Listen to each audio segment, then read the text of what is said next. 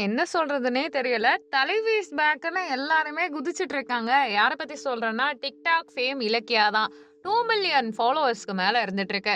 கவர்ச்சியான நடை, உடை, பாவனை, நெறைய ரீல்ஸ், பயங்கரமான கவர்ச்சியான தோற்றம். அது மட்டும் இல்லாம, இவங்க எனக்கு தெரிஞ்சு மெம்பர்ஷிப் வைக்கலன்னு நெனைக்கிறேன். இவங்கள பத்தி நெறைய சர்ச்சைகள் வந்துகிட்டே இருக்கும்.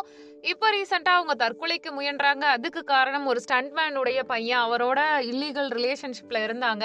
அவர் கல்யாணம் பண்ணிக்க மாட்டேன்னு சொன்னாரு. அதனால சூசைடுக்கு ட்ரை பண்ணாங்கன்னு ஒரு பக்கம் சொல்லிட்டு இருக்காங்க. பட் என்ன இன்னொரு பக்கம் சொல்றாங்க அப்டின்னா, இவங்க வந்து வொர்க் அவுட் பண்றாங்க. நெறையவே வந்துட்டு இன்டேக் எடுத்துக்கிறாங்க. அதுல நியூட்ரிஷன் டேப்லெட்ஸ்லாம் இருக்கு இல்லையா? அந்த சத்து மாத்திரைய வந்து இவங்க எடுத்துக்கிட்டது சரியான டோசேஜ் இல்லாம ஹெவி டோசேஜ் எடுத்துக்கிட்டனால, அது பாய்சன் ஆனனால அவங்களுக்கு உடம்பு வீக் ஆயிட்டு கீழ்ப்பாக்கம் மருத்துவமனையில கொஞ்ச நாள் வச்சிருந்திருக்காங்க. இத வந்து எல்லாரும் தற்கொலைன்னு மாத்திட்டாங்கன்னும் சொல்றாங்க. எது உண்மை, எது பொய்ன்னு தெரியலங்க. ஒருவேள இவங்க வந்துட்டு ஒரு ஃபேஷன் மாடல் மாதிரி கவர்ச்சியான நடை, உடை, பாவனை, தோற்றம் அதிலேயே இருக்கனால நெறைய பேருக்கு இவங்கள அப்படிதான் பிடிக்கும். அந்த சமயத்துல இவங்க தற்கொலை பண்ணி அந்த மாதிரிலாம் வந்துட்டா, இவங்கள பிடிக்காதவங்க, பிடிச்சவங்க எல்லாரும் விலகி போயிருவாங்க. ஃபாலோவர்ஸ் குறைஞ்சிரும் இல்லையா? அதனால இப்ப மறுபடியும் முதல்ல இருந்து எப்பயும் போல ஒரு சிம்பிளான காஸ்டியூம்ல, எப்பயும் போல ஹாட்டான தோற்றத்துல இவங்க போஸ்ட்டுகள் போட ஆரம்பிச்சுட்டாங்க. ஆஸ் யூசுவல் இவங்களுக்கு சப்போர்ட் பண்ற அக்கா நல்லா இருக்காங்களா கேங்குக்கு இவங்க தாங்க உலகம், இவங்க தாங்க உயிரு.